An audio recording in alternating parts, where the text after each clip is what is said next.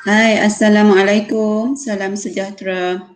Okey, kita dah masuk ke minggu ke-10. Okey, masih lagi dalam bab 3 ya, penakkulan logik. Hari ni cikgu nak ajar awak untuk sekejap ya. Okey. Cikgu nak okey, standard pembelajarannya menentukan dan menjustifikasikan kekuatan suatu hujah dan seterusnya menentukan sama ada hujah yang kuat itu meyakinkan. Okey, kita flashback yang cikgu dah ajar sebelum ni, iaitu hujah deduktif. Okey, kalau hujah deduktif, dia ada macam mana? Dia ada, okey, cikgu tulis kat bawah ni dulu ya. Hujah deduktif, dia ada sah.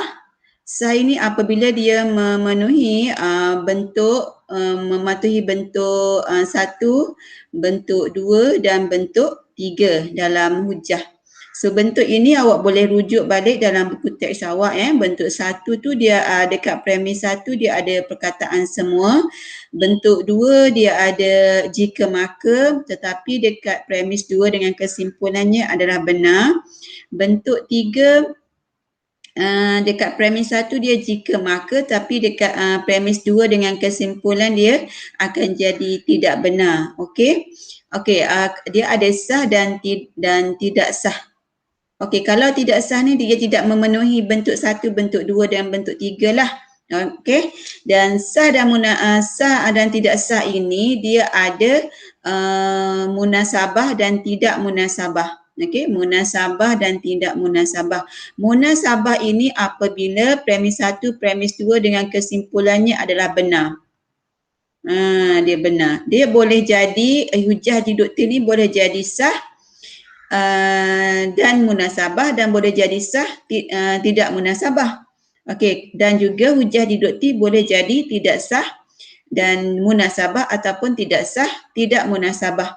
Kalau dia tidak munasabah, salah satunya sama ada premis 1, premis 2 atau kesimpulannya adalah palsu. Okey, yang ni samalah. Kena ingat dan cuba fahamkan dan cuba hafal bentuk 1, bentuk 2 dengan bentuk 3. Itu ialah hujah deduktif. Okey. Manakala hujah induktif, okey, cikgu baca kat sini apa benda yang dibagi ni dalam buku teks. Bagaimanakah anda menentukan dan menjustifikasikan kekuatan suatu hujah induktif dan seterusnya menentukan sama ada hujah yang kuat itu meyakinkan. Okey. Kalau hujah induktif dia ada kuat. Bila ada kuat ada lemah, bila ada meyakinkan dan adalah juga tidak meyakinkan. Dia lainlah dengan hujah deduktifnya. Okey, hujah deduktif menekankan kesahan hujah. Kan cikgu dah bagi tahu tadi sah tidak sah. Manakala hujah induktif tidak menekankan kekuatan hujah. Manakala hujah induktif lebih menekankan kekuatan hujah. Okey, induktif ni lebih kepada kuat ataupun lemah sesuatu hujah. Kekuatan hujah induktif ditentukan daripada tahap kemungkinan kesimpulan itu benar. Okey, kalau hujah induktif kita lihat kesimpulan. Kalau kesimpulan tu benar, dia kuat.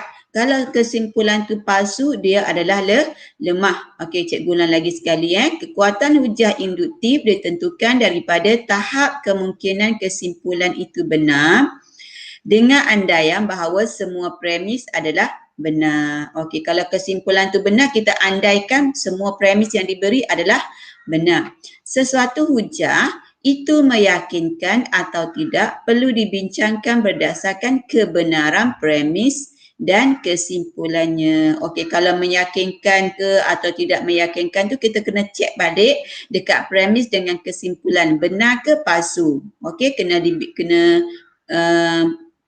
lihat kat situlah benar atau palsu pada premis dengan kesimpulan. Okey, ingat balik yang hujah deduktif cikgu nak refresh balik. Hujah deduktif ni apa dia? Umum ke khusus? Khusus ke umum? Hujah deduktif ialah daripada pernyataan umum kepada pernyataan khusus. Okey, ataupun kes dia akan bagi formula dulu baru dia suruh kira sesuatu kes tertentu. Kalau hujah induktif, mana kat sini cikgu bulatkan, hujah induktif daripada khusus dia akan bagi kes-kes, banyak-banyak kes ke, tak kisahlah 2-3 kes ke, dia akan suruh awak buat pernyataan umum ataupun kesimpulan umum. Okey, penerangan dulu. Okey, right, kita teruskan. Kita lihat contoh 21. Okey, buku teks awak muka surat 81 Okey, tentukan sama ada hujah yang diberi kuat atau lemah. Okey, ingat hujah induktif kuat ataupun lemah. Seterusnya, tentukan sama ada hujah itu kuat, meyakinkan atau tidak meyakinkan dan berikan justifikasi anda. Okey, premis 1, cikgu baca, awak boleh lihat buku teks. Kerusi di ruang tamu adalah merah. Premis 2, kerusi di ruang makan adalah merah. Premis 3, kerusi di bilik bacaan adalah merah. Premis 4, kerusi di bilik tidur adalah merah. Premis 1 hingga premis 4 ini ialah dia punya khusus dia, kes dia. Kesimpulan, semua kerusi di rumah adalah merah. Okey, kita lihat penyelesaian A. Hujah ini lemah dan tidak meyakinkan kerana premis adalah benar. Okey, mungkin kat rumah dia tu semuanya warna merah, kerusi di ruang tamu, kerusi ruang makan, kerusi bilik bacaan, kerusi di bilik tidur warna merah. Okey, jadi premis dia adalah benar, tetapi kesimpulan mungkin palsu. Kenapa kesimpulan tu kita letak dia sebagai palsu? Mungkin kerusi di luar rumah ataupun di tepi rumah ataupun dekat parking kereta, dia letak sebuah kerusi dekat parking kereta tidak warna merah, tak semestinya warna merah. So dia ialah palsu, mungkin palsu, tak semestinya semua daripada depan sampai belakang semua dia adalah merah, tak semestinya. Okey, ada kerusi yang warna lain selain daripada merah dan kesimpulan ni mungkin akan jadi palsu. Apabila dia palsu, kita lihat hujah ini adalah lemah. Okey, lemah, dan bila dia lemah tidak meyakinkan lah. Okey, lemah tak semestinya meyakinkan. Lemah tidak meyakinkan kerana lihat pada kesimpulan dia adalah palsu. Okey, B pula. Premis 1, 27 gandaan 3. Awak cubalah tekan kalkulator. 27 gandaan 3 dapat nombor yang sharp, nombor bulat, nombor. Okey. Premis 2, 81 ialah gandaan 3. Cubalah tekan kalkulator 81 bahagi 3. Awak akan dapat nombor, bukan nombor perpuluhan. Jadi kesimpulan dia, semua gandaan 9 ialah gandaan 3. Semua gandaan 9 ialah gandaan 3. 9, 18, 27, 36. Cuba bahagi 3. Cuba bahagi 3 dan seterusnya. Dapat tak nombor yang sharp? Maksud nombor yang sharp ni nombor yang nombor biasa, nombor bulat tapi bukan perpuluhan. Dapat tak? Mesti dapat. Dia kata semua. Jadi hujah ni adalah kuat sebab apa? Kesimpulannya adalah benar. Yang ni memang benar, yang ni memang benar, kesimpulannya adalah benar. Sehujah ini adalah kuat dan meyakinkan. Kenapa meyakinkan? Kerana semua premis dan kesimpulannya adalah benar. Okey, boleh faham sikit-sikit? Kita teruskan lagi contoh untuk C pula. Okey, C premis 1. Ikan kembung bernafas dengan insang, ikan hiu bernafas dengan insang, semua ikan bernafas dengan insang. Cuba awak Google, awak cek, adakah semua ikan di dunia ini bernafas dengan insang? Tak, ada ikan bernafas, ada ikan bernafas haiwan lah, haiwan di air bernafas dengan paru-paru ataupun bernafas dengan kulit. Okey, seperti katak ke salamander ke, masa lahir dia bernafas dengan insang tapi bila dewasa dia bernafas dengan paru-paru. Okey, so di sini kesimpulannya adalah palsu. Yang premis 1 ni benar, premis 2 ni benar, cuma kesimpulan dia palsu. Apabila kesimpulan dia palsu, hujah dia adalah lemah lah. Bila lemah tidak meyakinkan kerana premis adalah benar tetapi kesimpulan adalah palsu. Kita tengok dekat kesimpulan. Okey, yang D pula awak ambil kalkulator, awak tekan premis 1, ambil kalkulator tekan premis 2, benar. Yang ni benar, semua gandaan 5 berakhir dengan digit kosong atau 5. Cuba buat gandaan 5, 5, 10, 15, 20. Di belakang dia tu digit kosong dengan digit 5. Ada tak digit lain? Tak ada. Jadi semua. Bila semua, kesimpulan ni adalah benar. Jadi bila benar, untuk jawapan dia, penyelesaian dia yang D ni kuat. Hujah ini adalah kuat dan meyakinkan kerana kesemua premis kesimpulan adalah benar. Okey, boleh Okey, yang E pula. 1 nombor perdana, 2 nombor perdana, 3 nombor perdana, 5 nombor perdana. Okey, kena faham apa itu nombor perdana. Nombor perdana dia boleh bahagi dengan diri dia sendiri dan boleh bahagi dengan satu sahaja. Tetapi kat sini satu ialah nombor perdana, bukan. Satu bukan nombor perdana, maka dia adalah palsu. Premis 2 benar, premis 3 benar, premis 4 benar. So kita lihat kat sini, semua nombor perdana boleh dibahagi tepat dengan satu dan dirinya sendiri. Apa cikgu cakap tadi? Dia boleh bahagi dengan dirinya sendiri dan nombor satu. Semua kat kesimpulan ni dia adalah benar. So apabila kesimpulan dia benar, hujah ini adalah kuat. Okey, hujah ini adalah kuat tetapi tidak meyakinkan. Kenapa? Sebab premis 1 adalah palsu. Kalau premis 1 tu benar, hujah itu kuat dan meyakinkan. Faham Tapi kat sini hujah itu kuat kerana kita lihat kesimpulan dia benar tetapi dia tidak meyakinkan kerana premis 1 itu adalah palsu. Okey? Boleh faham kat situ sikit-sikit. Kalau tak faham, ulang balik video cikgu. Okey, kita teruskan. Okey, daripada contoh 1 kita boleh buat kesimpulan didapati bahawa bilangan premis tidak menjamin hujah yang kuat kerana kekuatan sesuatu hujah bergantung kepada nilai kebenaran kesimpulan. Jadi hujah induktif ni awak kena tengok pada kesimpulan dulu. Dia benar ke atau palsu. Okey, hujah yang lemah adalah tidak meyakinkan. Okey, ingat kalau dia lemah maksudnya kesimpulan dia palsu, terus kita boleh bagi tahu tidak meyakinkan. Manakala hujah yang kuat hanya akan meyakinkan sekiranya semua premisnya adalah benar. Okey, hujah yang kuat ni apabila kesimpulannya benar dan meyakinkan apabila semua premis dan kesimpulannya adalah benar. Okey, kalau hujah tu kuat dan tidak meyakinkan, apa maksud dia? Maksudnya salah satu daripada premis yang diberi adalah palsu. Okey? Okey, seperti yang contoh E tadilah, contoh 21E tadi. Okey? Alright. Jadi inilah dia punya lebih mudah untuk faham. Okey, satu dia kuat, kesimpulan dia benar. Yang ni dia lemah, kesimpulan dia palsu. Kalau lemah terus pergi, tidak meyakinkan. Kalau kuat ni dia ada dua lagi, meyakinkan dengan tidak meyakinkan. Kalau meyakinkan semua premis benar. Kalau meyakinkan semua premis benar. Kalau tidak meyakinkan, ada di antara premis tu adalah palsu. Okey, kita teruskan. Okey, praktiskan diri 3.2D. Cikgu terus bagi jawapan kerana cikgu nak jimat masa apa kita nak buat. Tentukan sama ada hujah yang diberikan kuat atau lemah serta meyakinkan atau tidak meyakinkan. Berikan justifikasi anda. Okey. Okey, nombor 1. Premis 1. Meja diperbuat daripada kayu. Benar. Premis 2. Kerusi diperbuat daripada kayu. Benar. Almari diperbuat daripada kayu, benar.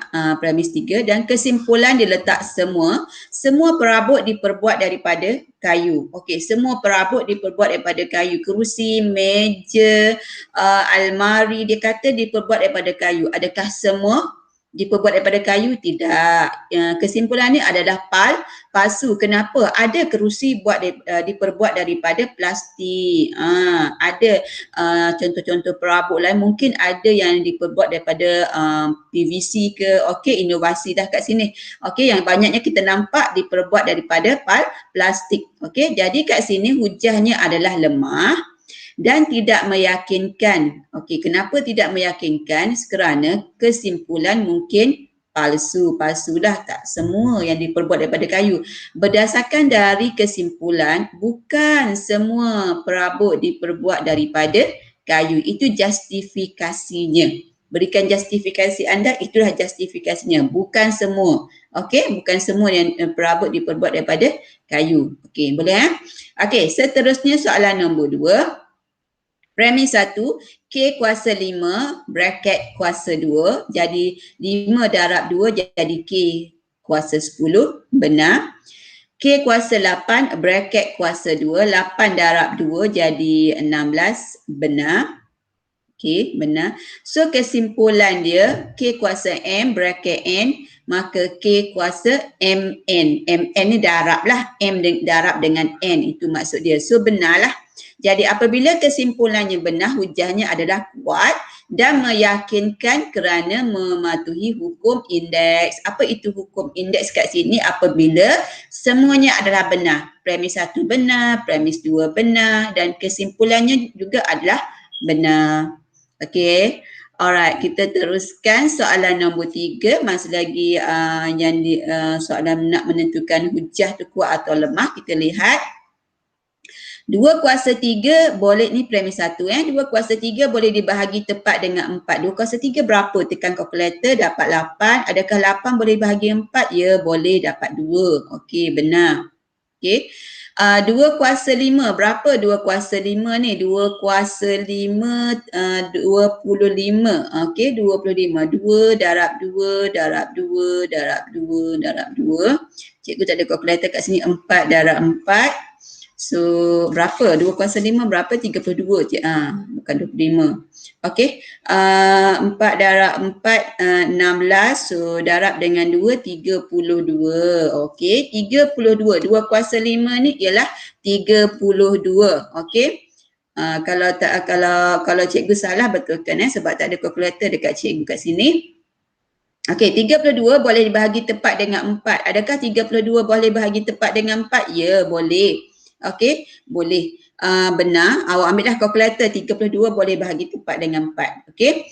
Dan 2 kuasa N boleh dibahagi tepat dengan 4. Kalau cikgu letak 2 kuasa 6 atau 2 kuasa 7 atau 2 kuasa 8, N ni apa-apa nombor. N apa-apa nombor. Kalau letak 2 kuasa 6, 2 kuasa 7, 2 kuasa 8, adakah hasil daripada 2 kuasa 6, hasil daripada 2 kuasa 7, hasil daripada 2 kuasa 8 tadi bila awak tekan kalkulator boleh dibahagi dengan 4?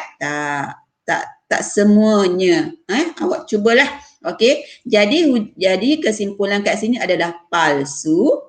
Okey, dan hujah ini lemahlah sebab kesimpulan dia palsu, tidak meyakinkan kerana kesimpulan mungkin palsu. Okey, dan contoh 2 kuasa 1, yang simple. 2 kuasa 1 tidak boleh dibahagi tepat dengan 4. Sebab apa? Kalau 2 kuasa 2 bahagi 4 dapat 1/2 dapat 0.5 dapat perpuluhan. Dia mesti kalau dibahagi tepat tu dapat nombor yang nombor bulat, yang nombor sahaja, bukan perpuluhan. Okey? Alright. So jawapannya nombor 3 dah ada. Okey, terus nombor 4 premis 1 okey benar. Premis 2 benar. Premis 3 pun benar. Hasil darab gandaan 2 dan 5 berakhir dengan digit kosong. Okey, hasil darab gandaan 2. 2, 4, 6 ni gandaan 2. Yang ni 5.